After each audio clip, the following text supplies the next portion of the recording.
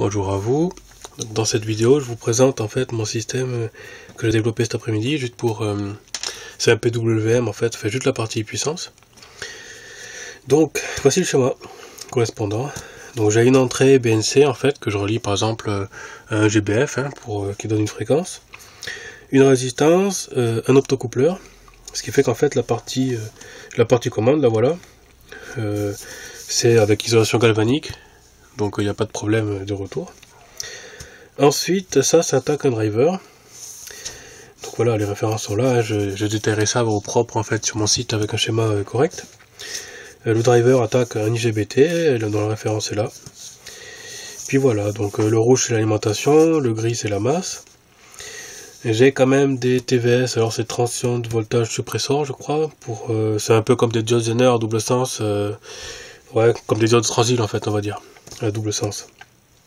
Donc j'utilise en fait pour protéger l'alimentation ici et puis le gate en fait de l'IGBT au cas où il y a des retours pourris qui se promènent, voilà quoi. Donc c'est du 15 volts 3, vu que j'alimente en 12 volts c'est bon. Voilà, donc bon un petit conduit juste pour filtrer, bon, enfin ouais, on s'en fout quoi, c'est la lime. Voilà, donc c'est vraiment très simple. Donc là-dessus en fait j'ai l'optocoupleur ici. Donc là l'entrée ça arrive ici, donc la résistance d'1 kg qui est là, hop, l'optocoupleur qui attaque le driver ici, puis qui est envoyé dans ces pinouilles là, qui vient en fait dans la partie puissance là. Donc, voilà, la partie puissance, et bien j'ai voilà, donc l'IGBT, les connexions de puissance. La diode là en fait elle est intégrée à l'IGBT. J'en ai rajouté une autre qui est celle-ci, c'est ici là, une diode rapide. Voilà, pour éviter les retours. Voilà. Donc on connecte ça simplement ici. Voilà. Bon. On pose ça là-dedans, très bien. Donc sur la sortie, j'ai branché une LED, voilà, enfin, un petit spot, juste pour vous montrer en fait. Voilà. Donc ce que je fais en fait, je cadence juste à 1 Hz ici, là, donc là si on débranche, bien sûr, ça marche plus. Donc j'envoie du 1 Hz avec un GBF là-dedans. Et puis lui il pulse en fait ici. Donc la forme du signal c'est un signal carré en sortie, jusqu'à 1 MHz on va dire. Après au-delà ça déforme un peu trop. Ça peut monter à 1 méga et demi par là, peut-être 2, mais en fait les composants, celui-là va pas suivre. Et le driver non plus en fait. Il faut le remplacer. Et l'UGBT pareil, il faudrait le changer en fait, parce qu'avec ces temps de commutation c'est un peu trop lent.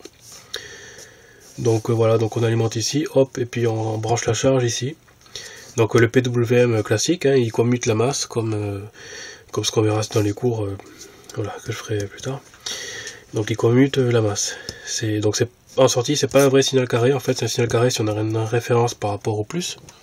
Mais si on se met en référence par rapport à ici, ça marchera pas quoi. C'est voilà. Parce qu'en fait on a le plus en permanent, donc la charge qui est ici.